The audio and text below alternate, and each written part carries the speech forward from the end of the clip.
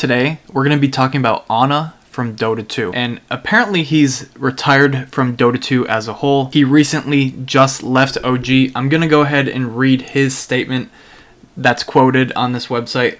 Hello everyone, the past few years have been an incredible journey, and it is finally time for me to say that I'll be stepping away from Dota. I have been on the fence about this for a while now, but I'm ready to move on to a new chapter in my life. Long story short, Dota has been the biggest part of my life for the longest time, and I am starting to find and appreciate other things in life that I want to learn about and explore. And then he goes on and talks about OG, he talks about the Dota community, and that's about it, about this statement. So I found out some interesting things about Ana, but before we dive into that, let's go ahead and look at his Dota 2 stats. We're going to be looking at his Wikipedia page for Dota 2, which is going to be important later on in this video, is that his approximate earnings are just over $6 million. So that is a lot of money. Just keep that in mind in your head.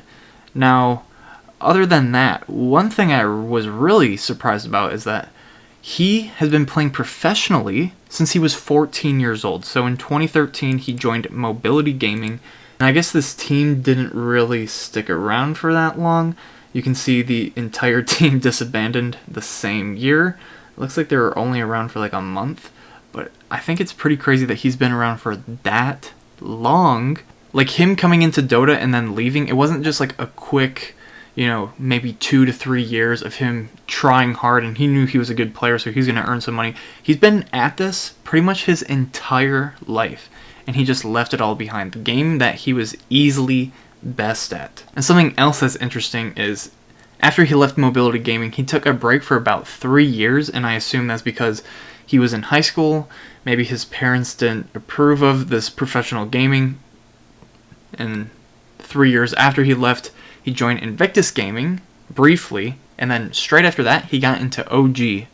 And he actually left OG, went onto a couple of other teams, and then he went back onto OG, and then he played with OG until now. Now, before we get on to Ana's future and what I think he's up to, let's go ahead and look at his ranked stats. So this is his Dota buff page, and this is actually mind-blowing because usually the people who are amazing at ranked, so he's not rank 1, but usually the people who are amazing at ranked are usually streamers or people who are trying to go pro. Usually the actual professional players do not have time to grind ranked. Now, in League of Legends, I believe there's a few that do grind ranked, but usually the rank 1s are, boosters, streamers, people who have a lot of time on their hands. And if you don't already know, professional gamers are, playing, off stream, off ranked for about 10 hours a day, 10 to 12 hours a day. They're scrimming against other teams. They're doing in-house practice and stuff like that. And the reason they're not streaming these matches or this practice or playing on the ranked ladder and stuff like that is because they don't want their potential competition to pick up on their patterns, to pick up on their play style. And this was actually said by Shroud a long time ago. I can't find the clip because I think it was about 2 years ago. But he was mentioning that if he goes pro in Valorant, that he can no longer stream it because he doesn't want people to learn what he's doing if this is actually a serious path in his career. So looking at Ana's Dota buff page, he has a 67.8% win rate. That is unheard of. Some of the top challenger players, let's just go ahead and look at this real quick. So currently we're looking at the top players in Korea on OPGG, which is like the League of Legends Dota buff. Rank 1 player plays for a famous team, T1, and he only has a 53% win rate. A lot of these people just play a ton of matches. But as you can see, there's hardly anyone in the 60% or higher. There's maybe like a very small handful of people that are 60% or higher win rate. Usually it's just like a lot of played games. And there's also some MMR strategies kind of going on in League of Legends, but that's kind of besides the point. A lot of these players have around 1,000 games played, right? These players are very good. They can reach the highest rank in not that many games. Ana really loves the game, so he's played about 6,000 games. Now, I believe in Dota 2, the rank doesn't reset as often, so that could be why.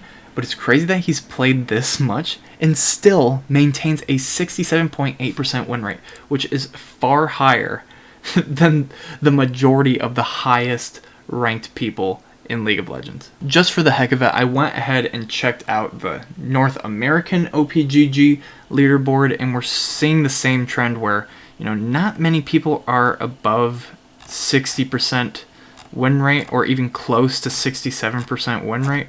There's a few that are a little bit higher than what we saw on the Korean page, but for the most part, it's still pretty astonishing that Ana, a pro player who was probably practicing all the time, was still able to maintain this insane win rate on his ranked profile. Some other things we can see is that his solo MMR is 9,656 and his party MMR is 6,191.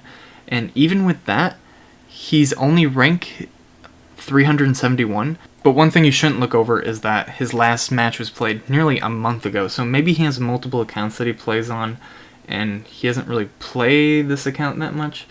You can actually see that last time he played, he went on a little bit of a loss streak. And also, it's weird that they say that it's very high skill for all his matches. It's like, of course, they're not going to pair him with some random elo people. It's obviously going to be the highest MMR people that he's playing against. This is just weird. Now let's move on to Ana's future and what I think he's up to. So if you went to his Twitter recently, obviously you would see this post, where he says, he's going to be leaving Dota 2. Who knows if this is actually permanent? He's been playing this game his entire life. But this post seems pretty serious, and, he made his statement and all that, but if you keep scrolling down, you're going to notice a little something. January 17th, he reached Radiant in Valorant. And this achievement is shocking to me. This is very shocking, because if you were to reach Radiant in Valorant, that means you're the top 0.1%. And the only thing that's similar between Dota 2 and Valorant is that there's abilities, right? There's cooldowns and abilities, and you can tell when someone has their ultimate. That's about it.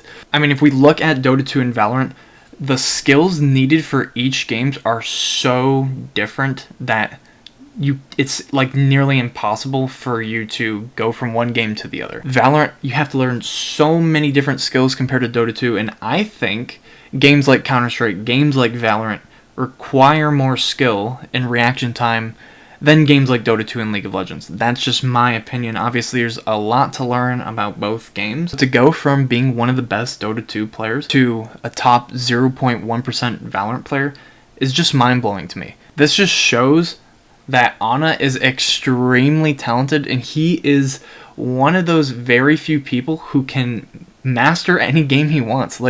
I don't know what it is about some people. There's been a few in the past, like Rekful. He's been rank 1 in World of Warcraft for many years.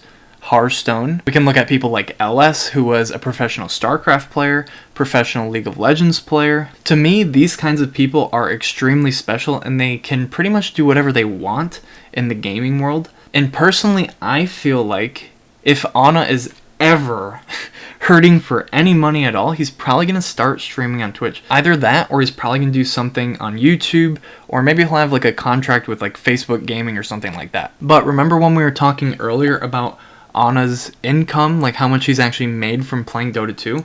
Well, if you scroll down a little bit more, it shows him talking about investments, about Bitcoin and stuff like that. So personally, I think he's putting that $6 million to work.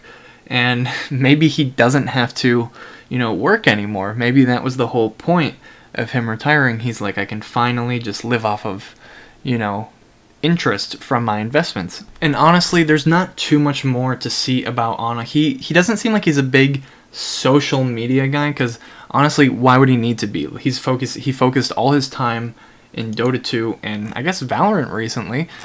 And personally, that's where I think he's headed now. If he's gonna stay in the gaming world, I mean, he's in the top 0.1% in Valorant. I feel like if he still wants to be a professional gamer, that's probably where he's gonna go. He's gonna go down the streaming and content avenue. That's personally my opinion. And if he doesn't do any of that, then he's probably just investing his money. He's playing games in his spare time, obviously. That's like, you know, one of his favorite hobbies, clearly. But anyways, guys, that's going to wrap it up about Ana. Comment down below, what do you think he's up to? What is he going to do next? Are we going to see him back in Dota 2? Are we going to see him in Valorant on a professional team?